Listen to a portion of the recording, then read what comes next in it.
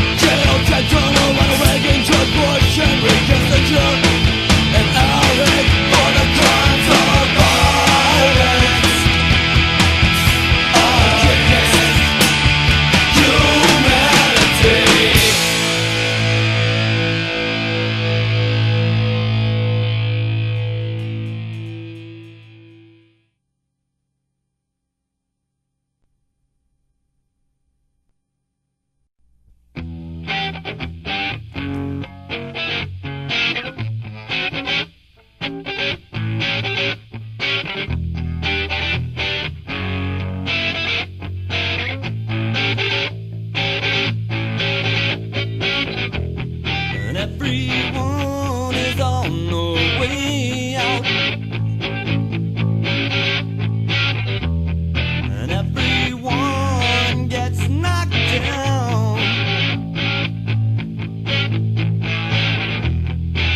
Your time has come and gone. Everything fades away and moves on. But I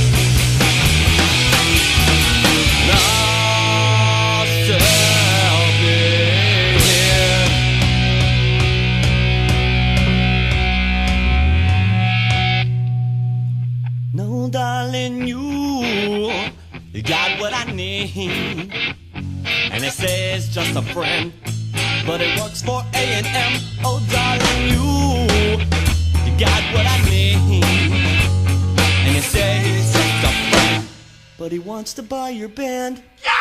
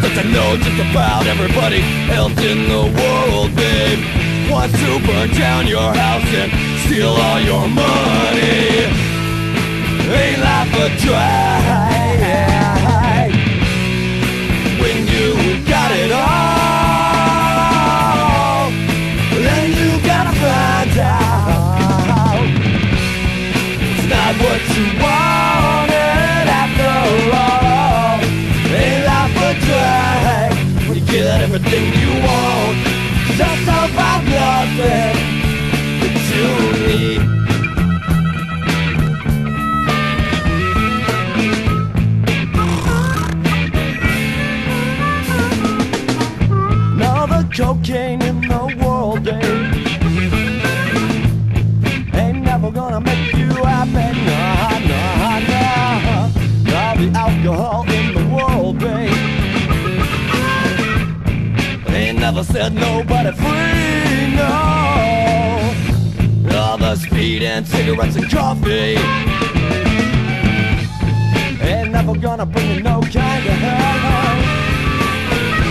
All the heroin in the world, babe, ain't never gonna give you nothing you ain't already got inside of yourself. Ain't life a drag when you got it all? Then you gotta find out it's not what you wanted after all. Ain't life a drag when you get everything you want? That's about nothing that you need.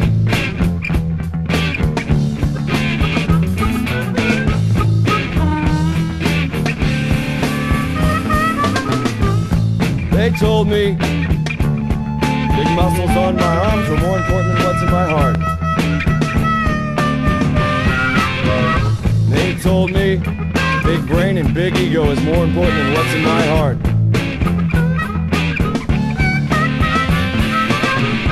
They told me big cock between my legs is more important than what's in my heart.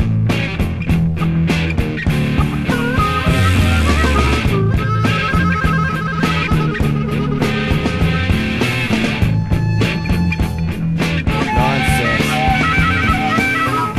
Now the power in the world, babe, ain't never gonna make you happy. Nah, nah, nah. All the control in the world, babe, never set nobody free, no. And all the people that you can intimidate, it ain't never gonna make you sad. What you gonna do when everybody's got their sights on you? What you gonna do when everybody's got their sights on you?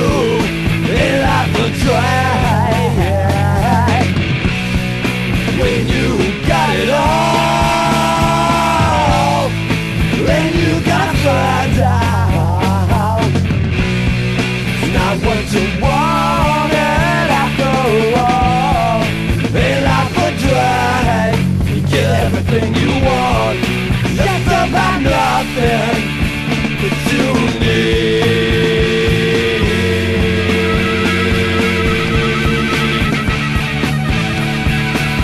Nothing you need.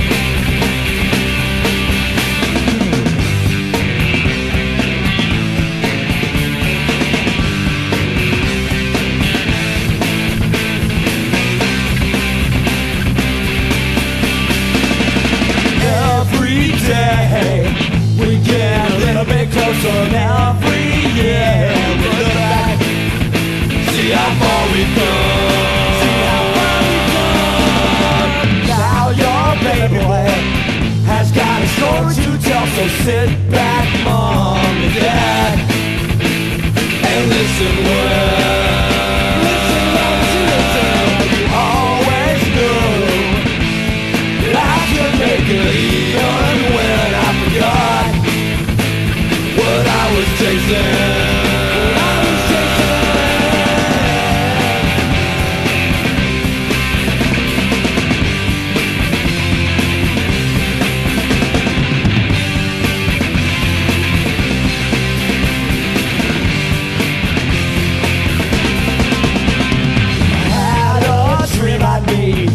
Such a sweet little girl to share all the love that you taught me,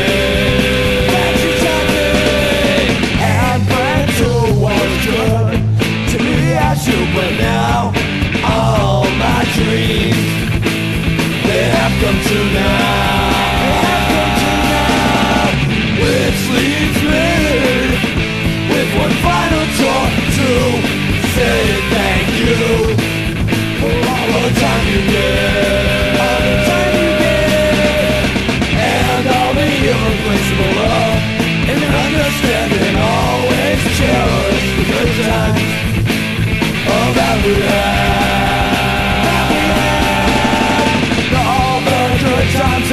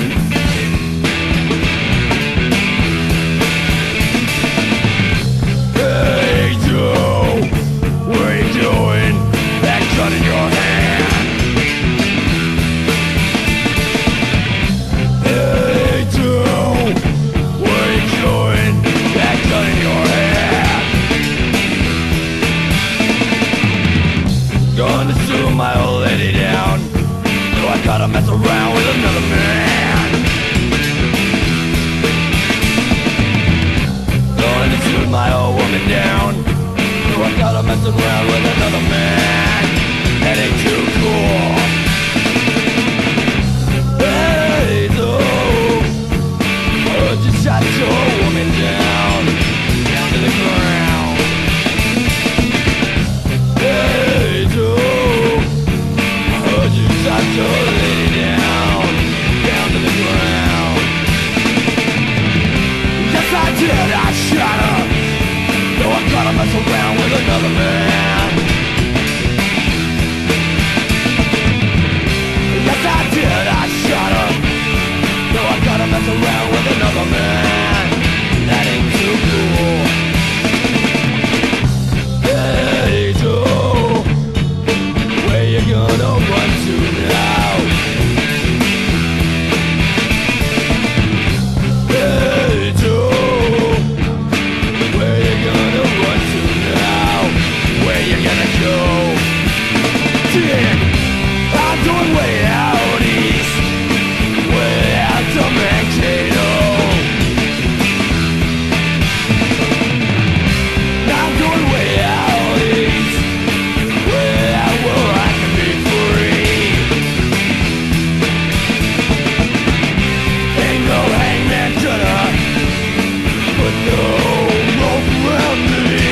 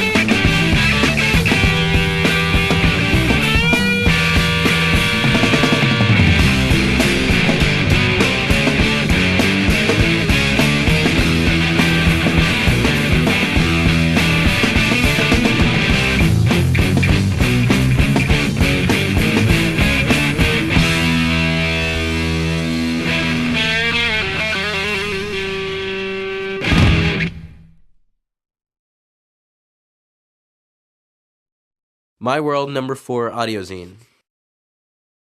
Welcome to My World Number 4. The card on the front is the Emperor. It corresponds to the sign Aries.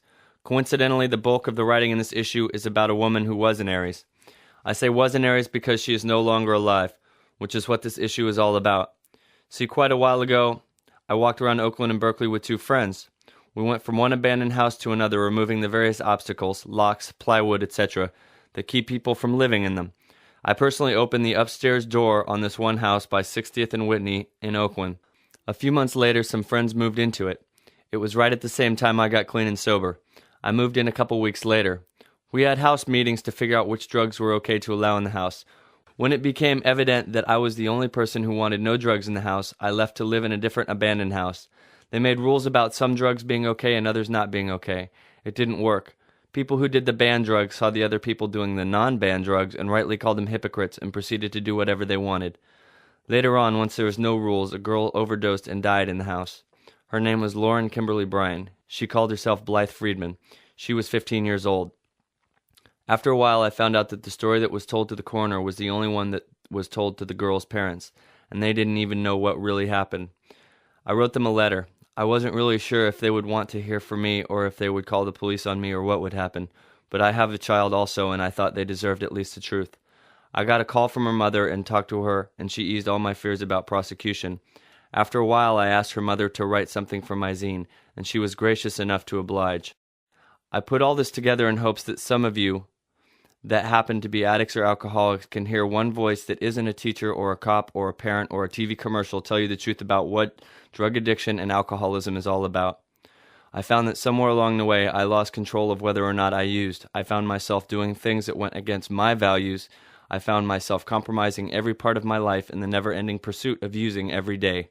I put together the contents of this magazine in hopes that if you are already on the road of daily use, that you might see that the road leads to a grave, in hopes that you might find yourself important enough to pick up the phone book and the phone and find yourself a detox or a withdrawal program or a residential treatment program or AA or NA or Rational Recovery or secular organization for sobriety, or write to me, or find somebody you know who is clean and sober, or whatever might work for you.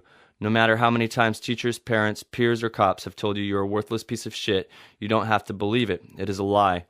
You deserve a life that you don't need to escape from. Since I never know if the police might end up listening to this audio zine, I need to clearly state, everything in this issue may or may not be fiction. Some thoughts from Lauren's mother. My name is Dana Bryan. I am Lauren's mother, and I want to tell you a little bit about her. Lauren Kimberly Bryan, also known as Blythe Friedman, was born April 12, 1979. We thought of her as our special birthday present that year because her dad's birthday is April 13th and mine is April 14th. Although Lauren was our second child, she was an only child because our first daughter, Allison, had died following heart surgery when she was only 17 months old. I am convinced that losing a child is one of the most difficult challenges which a person can experience. After being a full-time mom for 19 years, I now find myself with no children. There are so many things I would like to tell you about Lauren. She was extremely intelligent and had many interests and talents. One of her earliest interests was her love for animals, not only the cute, cuddly ones, for she had a special attraction to reptiles, too. We have had many pets: cats, dogs, rabbits, a lizard, a tarantula, and even a pet snake, a ball python named Sam the Snake, which we still have. From the time Lauren was very young, she loved to read. As you might guess, many of her books were about animals. In fact, friends often called her when their pets were sick or when they found an injured animal and asked her what they should do. For most of her life, Lauren said that she wanted to be a veterinarian. She would have been a wonderful veterinarian, and this occupation would have given her a great deal of personal fulfillment and satisfaction. I have learned much about animals from Lauren, not just facts, but a true concern for their welfare. This is a special part of her, which will always be an important part of who I am. Lauren had a lot of athletic ability. She spent several years taking ice skating, and she skated competitively. Some of our favorite family memories were spent going to competitions to which Lauren would skate and watch her skate, or attending performances by the famous Olympic skaters. Lauren also played tennis, which was something she and I enjoyed doing together. Lauren didn't start playing soccer until she was in the 8th grade, but she loved it and thought it was great fun. Lauren was very creative and always loved to make things. When she was 13, she discovered pottery and loved it. She even said that she might want to be a potter instead of a veterinarian. Lauren made many beautiful pieces of pottery, and they are very special reminders of her. Lauren was fun to be with, and people liked her a lot. Her friends especially liked for her to entertain them by telling funny stories. One of Lauren's best traits was that she was a true friend. If she was your friend, she was your friend for life. I often told her that I hoped her friends were as true to her as she was to them. When Lauren died, her friends proved just how true and caring they were. Several traveled to Atlanta from Baltimore and Washington, D.C. to attend her funeral. It meant a lot to her dad and me to meet Lauren's friends and learn how much they truly loved her. In addition, 4 of Lauren's lifelong friends offered to speak at her funeral because they wanted everyone to know what Lauren's friendship had meant to them. Another of Lauren's strong qualities was her determination. If she was ever determined to do something, she would figure out a way to do it. This proved to be both a good characteristic and a bad one, as in her determination to do drugs. Lauren's friends told me that because she had such a strong will, she decided she could will herself not to become addicted to the drugs she used, even heroin. All of Lauren's life, she seemed to have to learn things the hard way. When she was younger and I would say, "Don't do that because you'll get hurt," she would continue until she got hurt. I would like to think that if she had almost died from a heroin overdose but had lived, perhaps this close call would have given her the reason she needed to try to get off drugs. By the 6th grade, Lauren was determined to be cool. She decided that being a teenager meant to experience everything that any teenager had ever done. In addition, Lauren's impulsive nature caused her to often act without thinking of the consequences. At the beginning of Lauren's 8th grade year, she was smoking cigarettes, marijuana, and had tried LSD for the first time. This may not sound serious, but she was dead within 2.5 years due to a heroin overdose. Lauren always enjoyed being the first in her age group to have a new experience. She seemed to enjoy the attention she got from doing things which her friends had not yet done. However, I know that she did not plan to be the first of her friends to die. Being addicted to drugs and to the lifestyle that accompanied the drugs caused Lauren to do some things which the real Lauren would never have done. She began stealing from her friends, and she shared needles. The last time we heard Lauren's voice was 3 days before she died, when she called to tell us that she was in San Francisco. She sounded so happy and excited to be seeing another part of the U.S. She ended the conversation the way she always did. "I'll call again soon. I love you guys." I remember the last thing I said to her. "Take care of my Lauren. I love you too." 3 days later, a call came at 3 a.m. from the Berkeley police to inform us that someone by the name of Blythe Friedman was there due to a drug overdose. At first, I didn't realize that he was telling me she was dead. I envisioned myself getting on an airplane and flying to California to be with Lauren in the hospital. I planned for this to be the turning point which would motivate her to decide to face her drug problem. However, I soon realized that my daughter had actually died due to a heroin overdose and that she would not get a second chance. The autopsy showed a heroin level of 18. A level of 8 is considered high. If Lauren could come back today, I believe that I know what she would want to say. I know she would say, "I didn't want to die. I wish I had a second chance." I know she would say, "Drugs are not cool like I used to think they were." And I know she would say that if a friend offers you drugs or tries to get you to take drugs, they are not really your friend.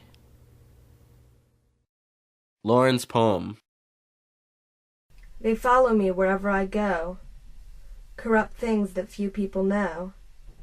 They weigh me down like a ton of lead, as I lie here all lazy and fucked up in bed. When I sleep, they wait there restlessly, so when I wake up tomorrow, they'll be ready for me. Pounding against the sides of my head, some days I think I'd be better off dead. A stupid thought I seem to think, one of the many that caused me to sink. Just when I think I can take no more, I see the light, I open the door to a new way that appeals to me, where I don't feel so damn crazy. No more burdens, no more troubles, just tiny, delicate, boiling bubbles. In my spoon, but not for long. In my veins they sing a song. People seem to condemn me for this, but I have something they have missed, a good thing inside me that seems to grow, something that only the heroine knows. But slowly it starts to lose its galore.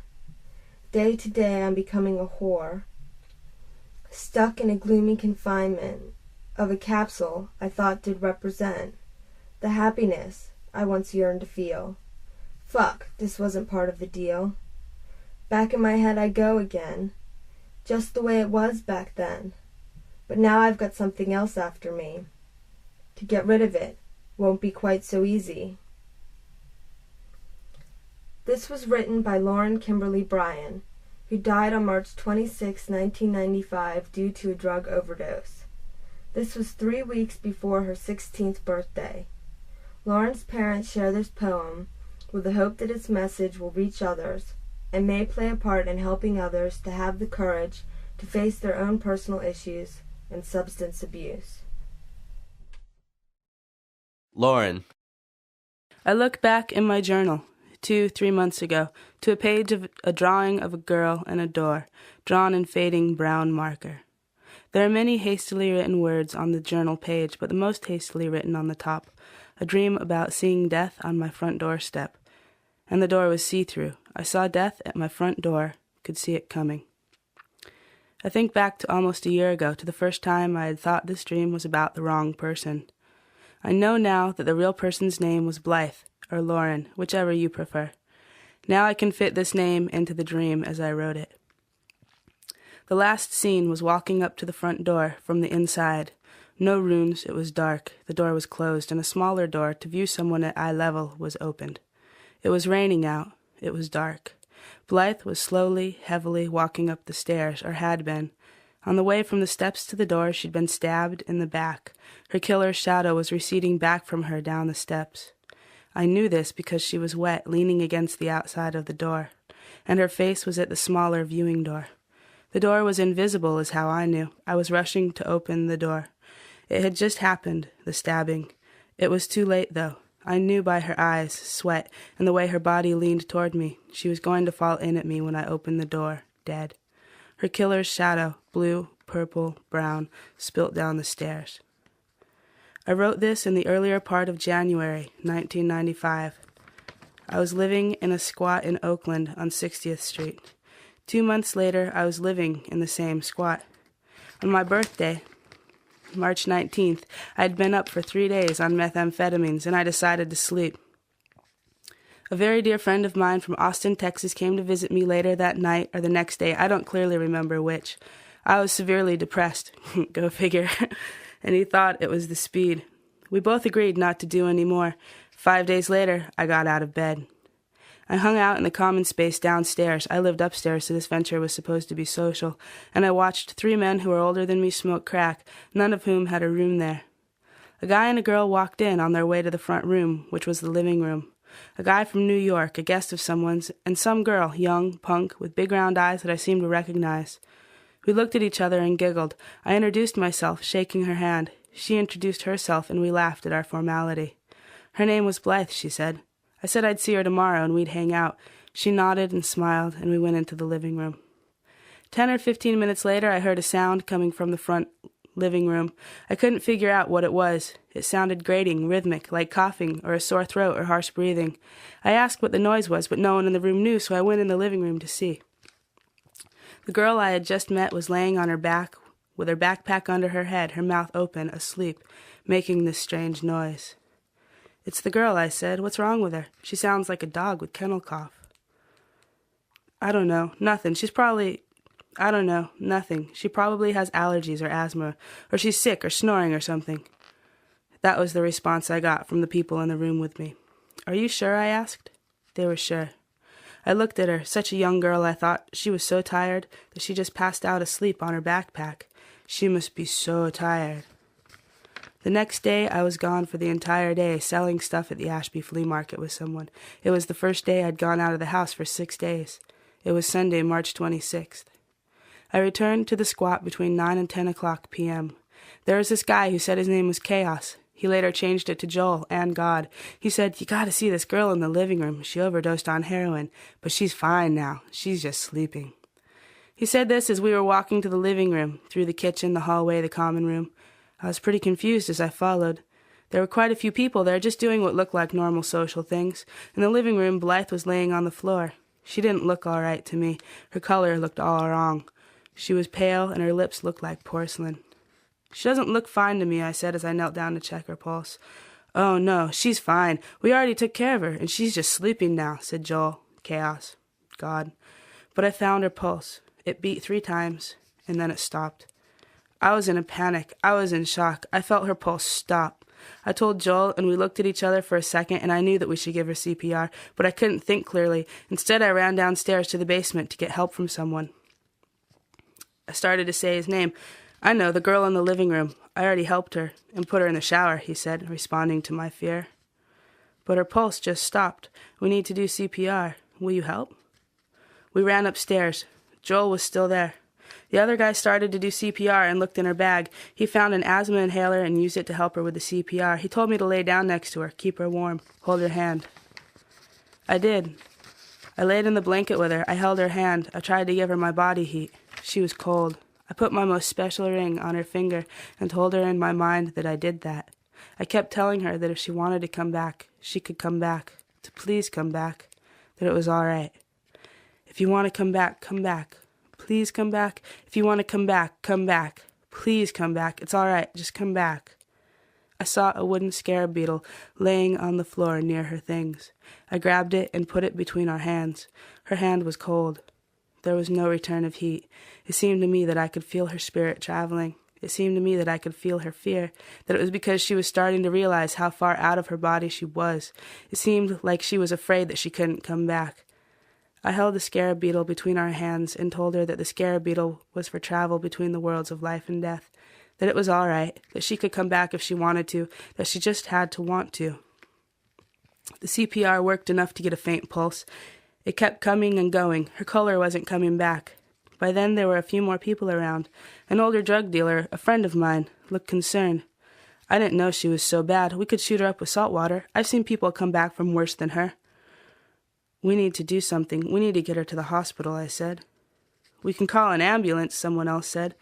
The idea had time to pass through my head of an ambulance and cops in our squat, and how many people would get busted, and that I was the oldest girl there, and that there were lots of older guys that would probably be held responsible for a lot of the minors there, that our house would be closed, and at least 30 people would be homeless again, all because we couldn't be more resourceful than to call 911. The answer was strongly no. Someone suggested that we go ask people at a nearby house who had been friends of ours to drive her there. We had used these people for food, showers, laundry, everything we could. They were a little older than a lot of us squatters, and they really provided for us. I got upset that none of us could think of what to do for ourselves, that we only had a way of putting our problems onto someone else to be taken care of like we were babies. I asked why we couldn't help ourselves, why someone else always needed to help us. I thought of a friend of mine that lived less than a mile away. She had a truck, and although she'd seen me go downhill on speed, she'd still been my friend, enough to get upset about it, enough to question me, to tell me I was just turning into someone who did speed, not being my special self anymore. I offered to go get a truck, take her to the hospital emergency room, and leave, if someone would stay there to see what happened and divert the cops from our squat in case of emergency. Joel/Chaos/God said he'd go to the hospital and do that.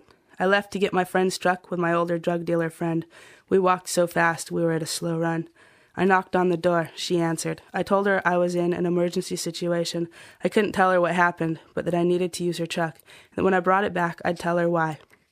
Amazingly, she gave me the keys and I left. I got back to 60th Street and parked in front of the squat. I ran inside. The guy from the basement was laying on the floor next to her, smoothing her forehead and comforting her. I put her pants on her. She'd been thrown in the shower earlier and was wearing a shirt and underwear, still a little damp. I put her socks and her shoes on her. We wrapped a blanket around her. The guy from the basement grabbed her bag and reminded us to bring it, so that when she woke up, she'd have her stuff. He looked at an ID. On it, her name read Blythe Friedman. He looked at me. It was chilling. Joel/Chaos/God looked at her address book and said, "Oh, she's from my hometown, Atlanta, Georgia." The other guy made sure her address book was in her bag. He picked her up and carried her out to the truck. We put her in the middle on another blanket, and I began to drive to the Alta Bates emergency room. I was scared that by trying to help her, I or anyone else involved was going to be held responsible. I suggested to Joel/Chaos/God that nothing be said about the squat. "It's all right. Everything will be fine. I'll stay. I'll tell them we found her somewhere. Just me and you under a tree or something. No one will get in trouble. It'll be fine." I was really afraid of getting in trouble. I helped to make the story sound more realistic and vague. There was silence after our conversation, during which I felt fear. Something in me was already doubting that she'd come back. Something in me was saying that she was dead already, but I was trying to replace that voice with an invitation for her to come back if she wanted to please come back. I parked the truck a block away from Alta Bates. Joel/Chaos/God helped me get Blythe from the car. I carried her for a block to the hospital. She was so limp, so heavy in my arms. My whole body was supporting her, but she felt entirely still. Inside the emergency room lobby was well lit, fluorescent, and busy. I walked up to the automatic glass doors to go back to the hospital part and said to the nearest nurse, "We've got an emergency here."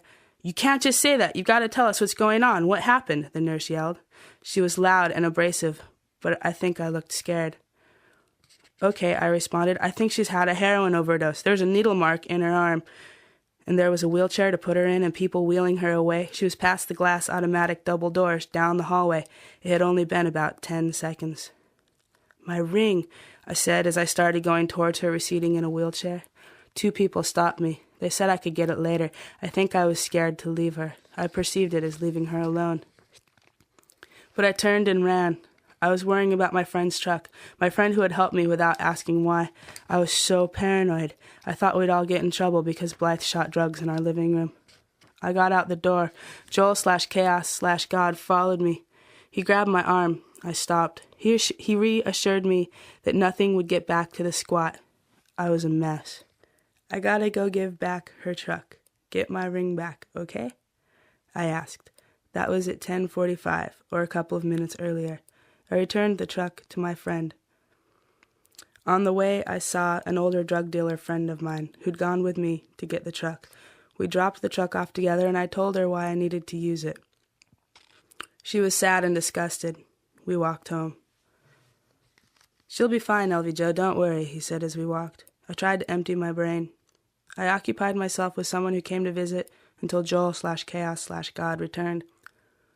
That was sometime between 2 and 3 o'clock a.m. He came to my room. He told me and my friend that she'd died. She was pronounced dead about 10 minutes after we brought her in, he said. That was at about 10:53 p.m. Later that night, alone in my room, I was scared. I wrote in my journal. "I'm scared to be alone right now. I want to. I think I need to feel another life around me. Some girl. I saw her, eye to eye on the avenue. I met her face forward to hers. Blythe was her name. She shared it with me, and I shared mine with her, and we were in the same home. Ours. Not many words, but there wasn't time is all. I was sure we liked each other, looking at her, smiling. She smiled back, then walked into a room, and sounds like Camilla, a dog I had for 1 week with kennel cough. It was her, breathing. What a kid, I thought. She passed out on her back, so asleep, so high. We didn't know. I didn't know what those noises meant, but tonight she was still asleep. More, she had OD'd. I held her hands, gave her my ring, my life force. She was blue, cold, stiff, dead. Alive, dead, alive, dead. I took care of her with Joel, and I couldn't say what I felt. I was scared for her to be alone. I took her to the hospital. She was dead 10 minutes later, and I'm scared to not feel life around me. I'm just a little girl, not word or anger, just warm bodies instead of cold. It's about life and death, and she's dead and I'm alive, and we were both home. And now I'm in my room fighting feeling alone, because if that's all I am, I'm so afraid of her cold body. Because we have had close enough lives not to say all as if it were our last, but it was hers, and I'm so sad my place to live was hers to die. And no one can share their warmth with me when I think I need it. Life is so full, and death leaves it so empty, and it's pain, and it's so sad. And I didn't die with her, but did I? Did I fail in fear? I'm crying now. I'm glad I'm crying. I'm glad for it all, if only we can join and feel life in us. But I'm only joining with myself, and my courage is dying 1,000 times each moment. And what ifs? And the anger, I see through them into the nothing. Because she shared her death with me, and I didn't die. I'm still alive, and it hurts, and I'm just a little girl. Or am I a woman? Is this so great to live for? No. But it's something. If only I could share and be glad for how clear she made me feel. But I just feel it, alone, scared. Beat, beat, beat. I can't say God damn it now. God really does. My silence is empty, not full, not shared. This changed my life. It ended hers, and no one is here to feel the truth settle into me, so sadly and softly and solidly, and I'm dying on the inside, but she died on the outside. Oh, life, Please comfort me in the face of death. Death didn't scare me. It was the failures to cradle life in its face and after its swoop that scares me. How close we all are, and how different it is. And what a calling out, a shout to rejoice in life. Life is to die for. Life is to scream out of every single pore, cell, air molecule. It is so loudly quiet. There are more things that happened to me after these events, but I find the ones I've written to be the main force of my experiences with Blythe or Lauren. There's one other thing I wish to share. 3 days after she died, March 29th, Tuesday, I was laying in my room and a yellow pillar of light, like a Greek column, entered my room through my door. I was scared, but I thought maybe it was a ghost from the house that wanted to leave. I told it out loud, "If you want to go out the window, you can go out the window." Instead, it moved in back of the door, exactly the area I stood in to paint. I said, not knowing what else to say, "Peace be with you."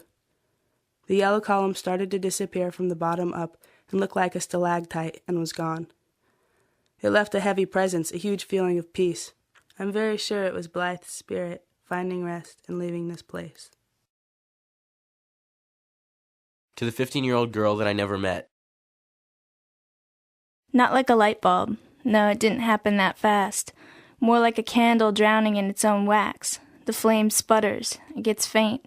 It flickers and goes out with a hiss when you're not looking. A little tss, and it's all dark. Sometimes things go out when you're not looking. Sometimes things go out when you're not paying attention. Sometimes they sputter and hiss and die. Sometimes when you're caught up in your own thing, life, hate, anger, mistrust, sex, trust, magic, love, blah, blah, blah, the small things, they die out and become nothing.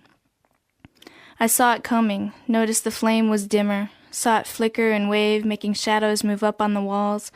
I just didn't have the courage to blow it out myself, get it over with. You've all been teetering along on candlestick legs. Concrete is so hot, I know, and you've melted some of you up to your genitals before noticing the pain, before noticing the flickering, the faintness of the flame, before hearing the final hiss. She went slowly, like a candle, not like a light bulb which can be turned on and off at will and can be replaced. I know it must have been terrible for that girl. But you play with fire and you get burned. You melt, you sputter and die. Sss. I could bitch about irresponsibility, but I would sound like your father. I could whine about being inconsiderate, but I'd sound like your mother. I could suggest that you take more care, but I would sound like your grandmother. I could mumble that you might want to watch out, but I'd sound like your grandfather. I could order you to do what I want, or put you away to think for a while, or tell you that you're all completely sick. Not only would that make me a bitch, it would make an incredible understatement. Because you let it come to this. There'll be more dead candles. You let it come to this, turning my home, your home, into a fucking toilet that isn't even safe enough to piss in. You let it come to this, because you would not look, would not take responsibility, would not be considerate, would not take care, would not watch out, would not do what was asked, would not think, and you make me sick. A 15-year-old girl is dead. If I were her or her parents, my hatred and disgust would be huge. For a bunch of people who pretend to live their lives under a pretense of caring about things, you sure don't impress me a bit. She's dead, did you know that? She's dead, or didn't you notice? She is dead, have you heard? Keep sputtering around like candlesticks and never figure out how not to melt yourselves. Be careful, it's hot. When you play with fire, you get burned. She's dead, did you know? She's dead, did you notice? She's dead, did you hear the hiss? This is dedicated to the 15-year-old girl who died of a heroin overdose on Sunday, March 26, 1995, after being asleep on and off for an estimated day and a half. She was found blue and dead sometime Sunday night. She was eventually brought to the hospital and was dead on arrival. She died in a house where nobody cared. She was run away from Georgia. I was also told her bag was scavenged after her death. It disappeared at any rate. I blame many, if not all, of the people living at the house, myself being one of them. People wanted to keep their needle drugs allowed in the house. People wanted to be able to let anyone who wanted a place to crash stay there, whether these people knew them or not.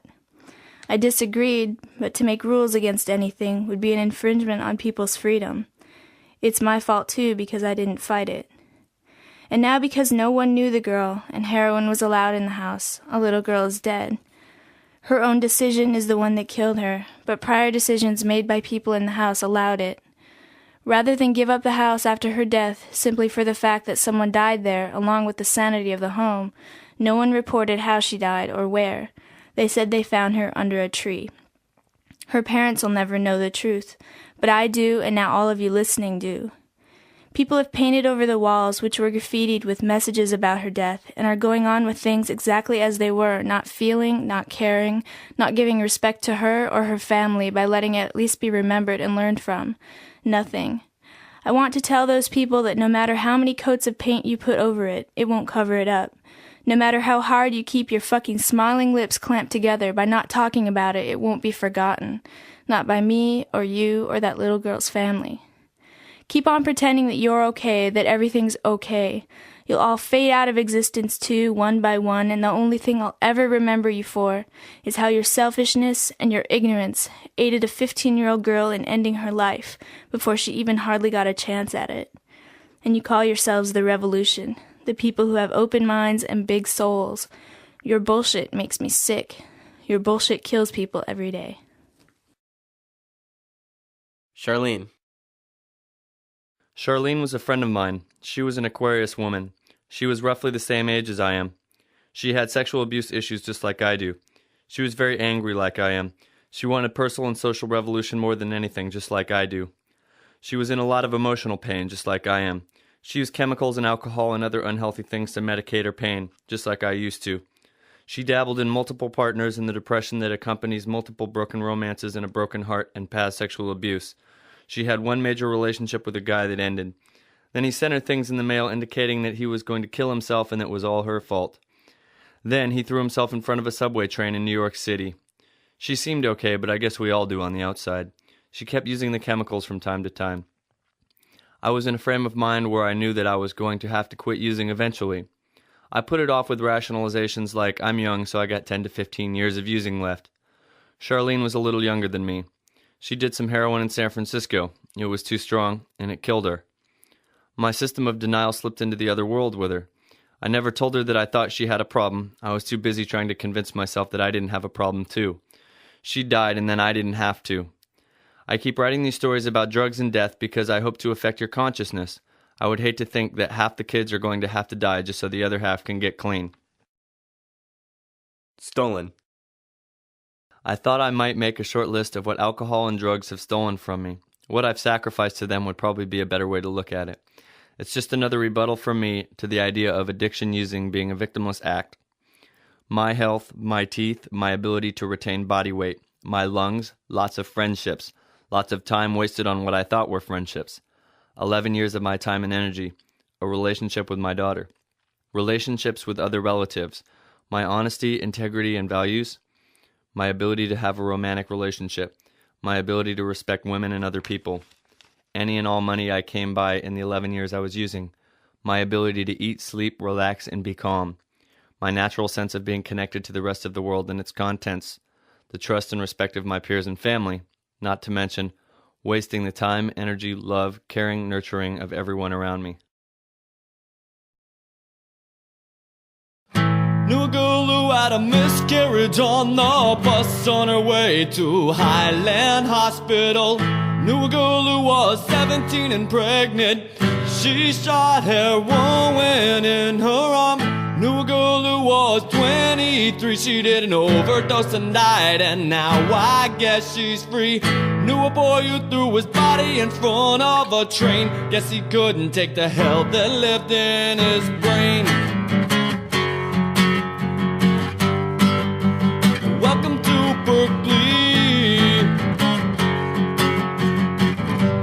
punk rock wonderland. Your heroes on every corner. Fun for the whole family.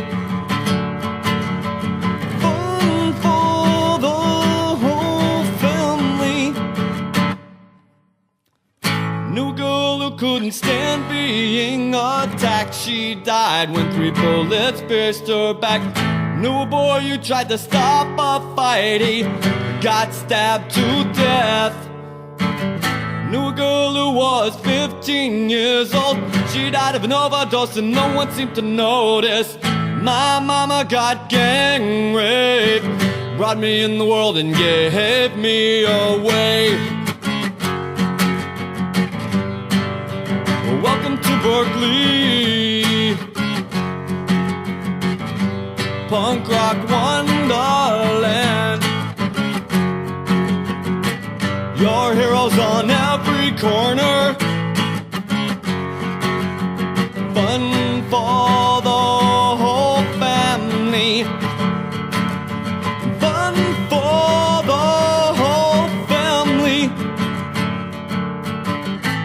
You can watch your friends self-destruct, you can watch your innocence corrupt, you can watch your friends corrupt, you can watch your innocence self-destruct. A junkie's life is so glamorous, a drunkie's life is so glamorous, a teen parent's life is so glamorous, a dead kid's life is pretty uneventful.